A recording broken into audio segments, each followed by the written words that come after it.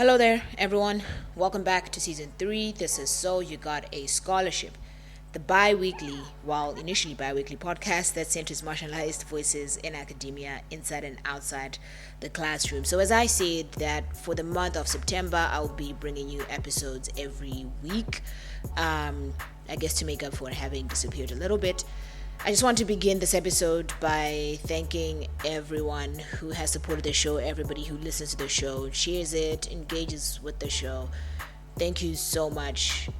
It really is helpful. And if you enjoy this episode, the ones before, the ones to come, and would like to get more content like this, please do support our work on Patreon for as little as a cup of coffee per week. Head on over to patreon.com/SIGSPod. And if Patreon is not your thing, we do have merch. The link is in the show notes, so go check out some funny tees, mugs, hoodies, all that stuff.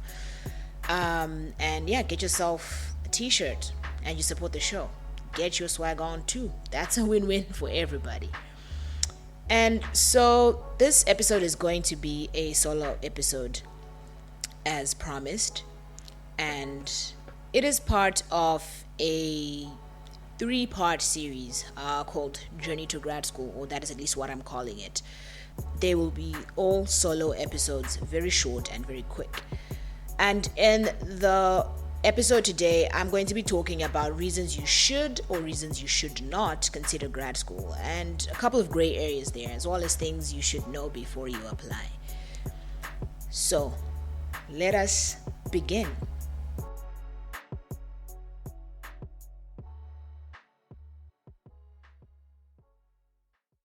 Okay, so I want to begin by just talking about my journey to grad school.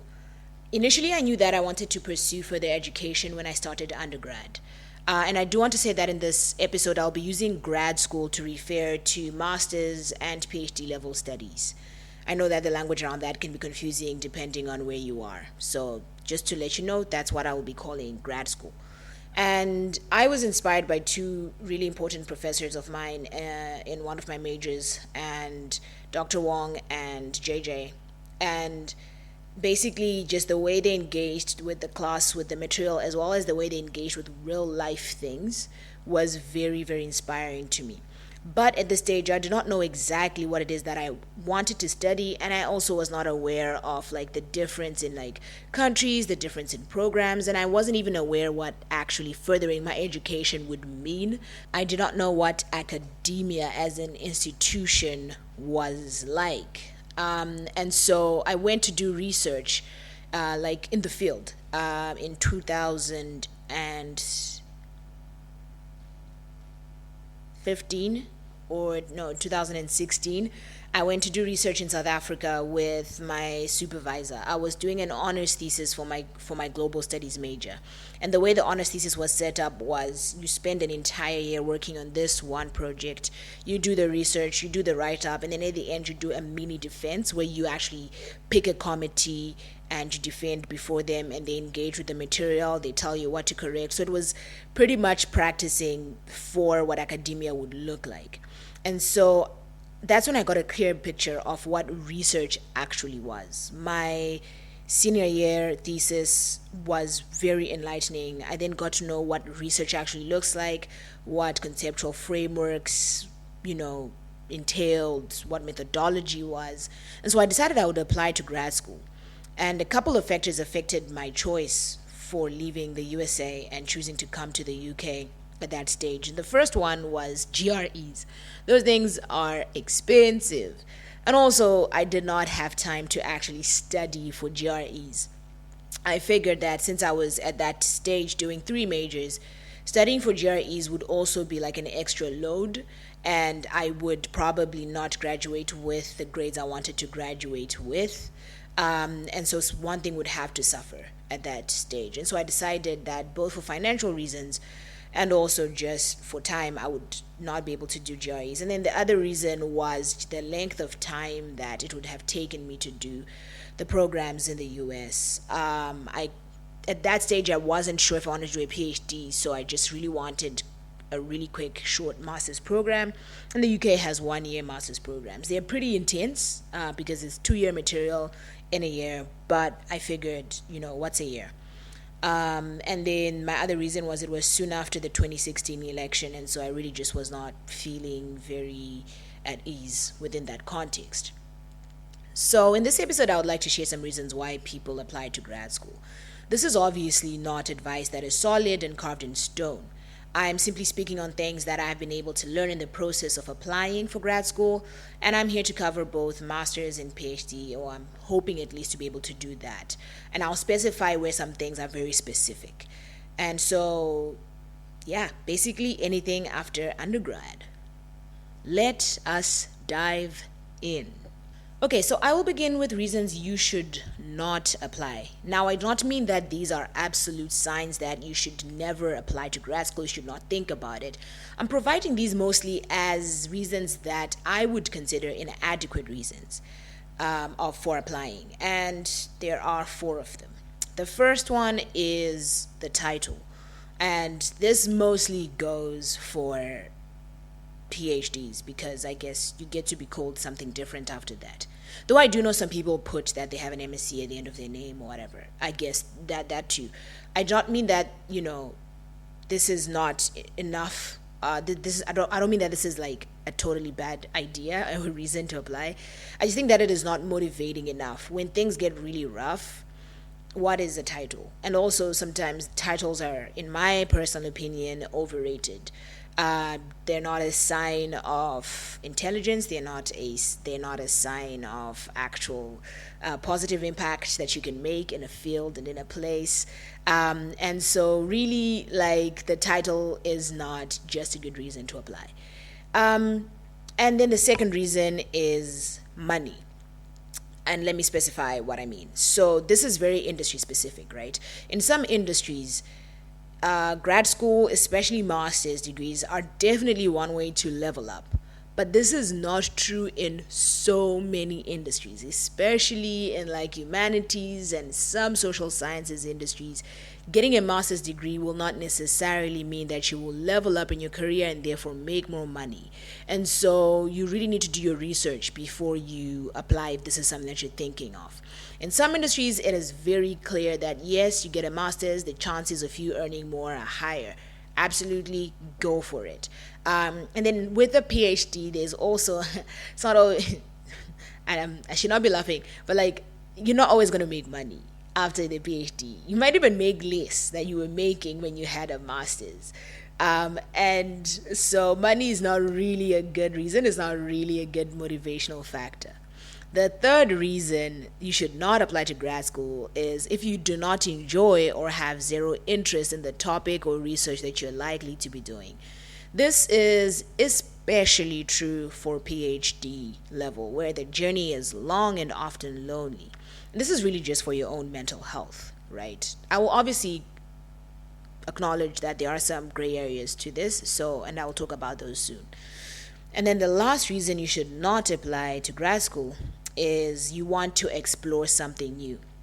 This is because grad school is mostly about narrowing down interest and going deeper rather than exploring something new. And so you might be disappointed when you realize that, it's not the best place for exploring something new, something you're not familiar with. It's not the best place to, engage your other curiosities.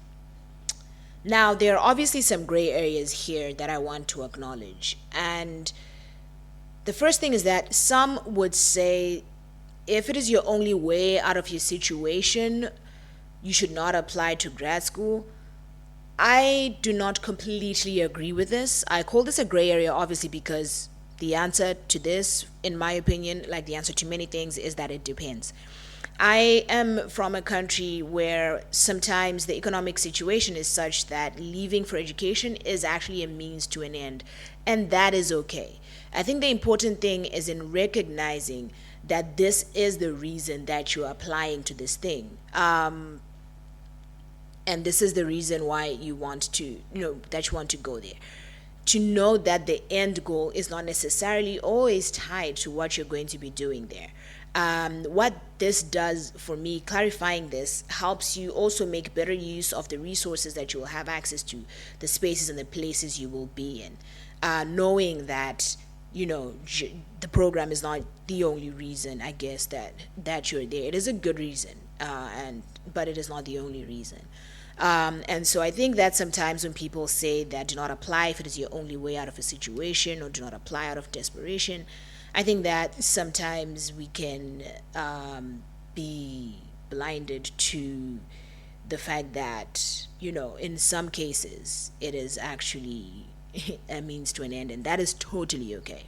And the second gray area is that, some people might say, do not apply to grad school if you do not know what you want to do after, if you do not know what you're doing with it.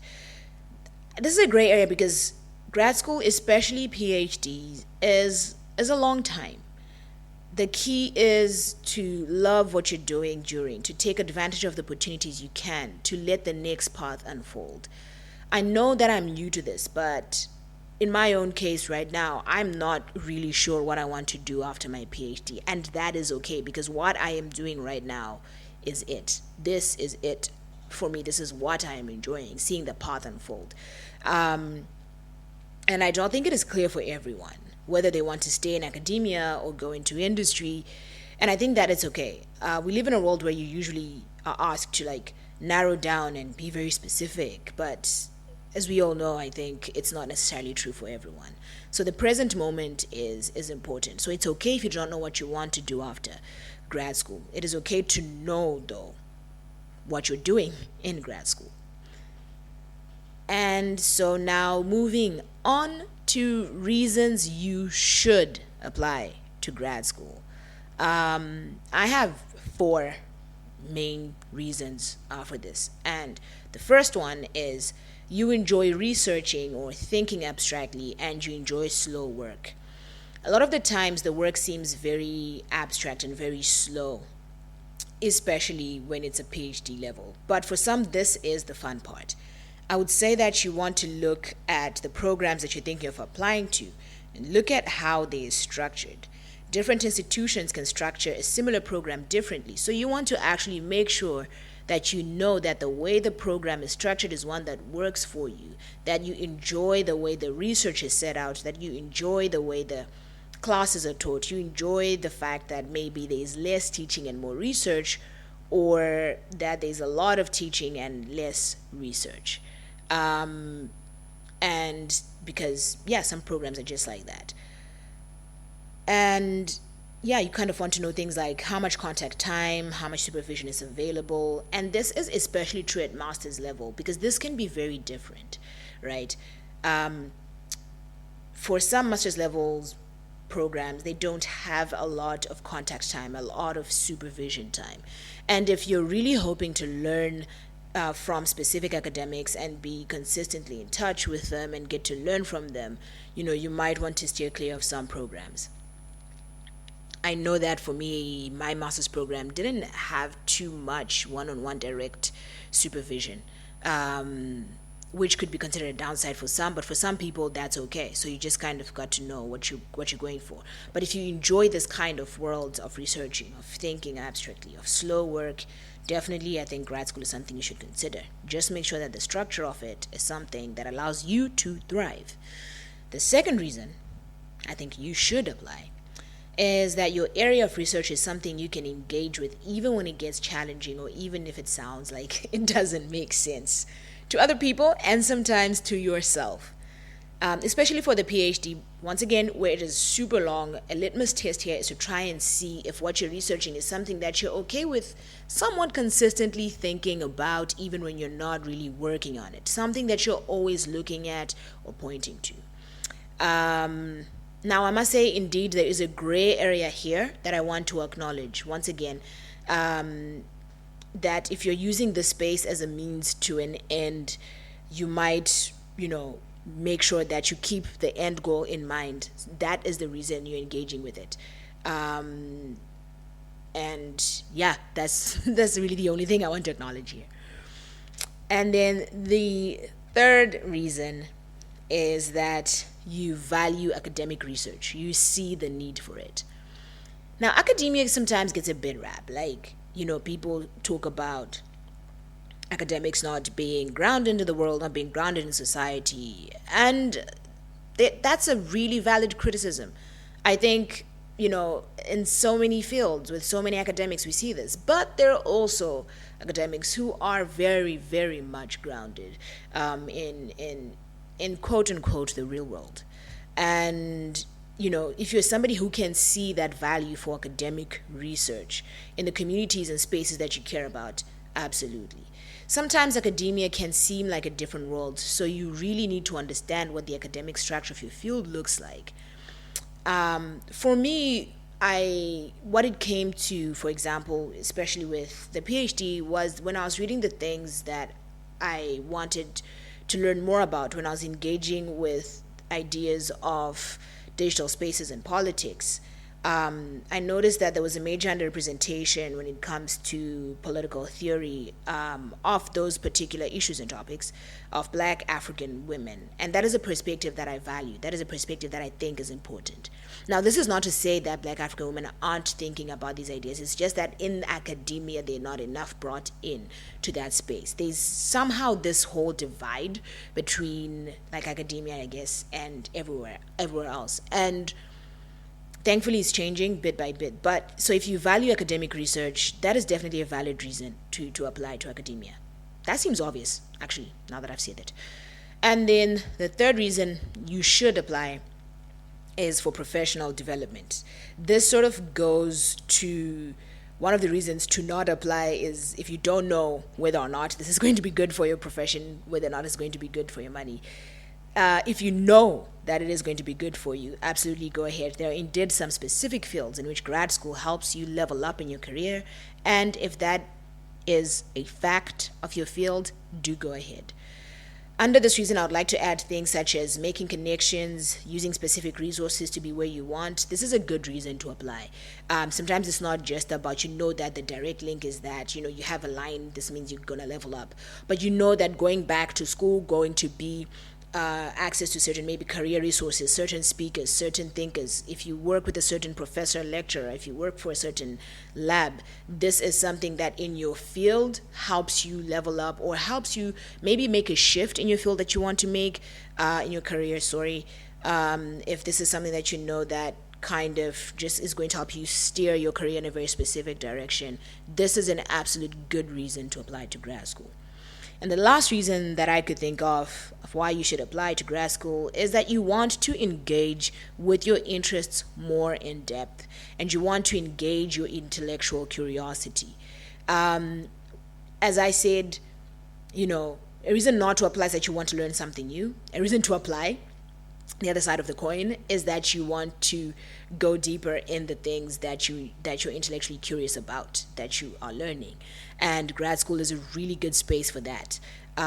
You get to do that in so much. That is basically all you get to do, really, a lot of the times. And so, this is it for this episode. I hope it was useful. The reason I just did this was to kind of, for those of us that are, as the academic year is starting in different parts of the world, for those of us that might be thinking about applying for grad school, especially, we might just want to consider why we're even thinking about applying for grad school. And some of these reasons will just also help you, I guess, survive grad school and enjoy it better and make the most out of it. So thank you so much, everyone, for listening to this episode. And I really thank you for engaging with the show, as I have said before. Do let me know if any of these reasons resonate with you or if any of them did not, or if I left out any reasons. Hit us up on social media and let's get the discussion going. So just let us know what reasons that you think you should or you shouldn't apply to grad school. Once again, do find us on Instagram and on Twitter. We are TEDx Media. And you can email us. We are sigspodcast@gmail.com. We're also on Patreon, as I said, www.patreon.com/sigspod. Do engage with us over there. It was lovely hanging out with Joel. It was fun doing my first solo episode, actually, on this platform. Let me know what you think. All feedback is welcome. Until next time, be kind, be you.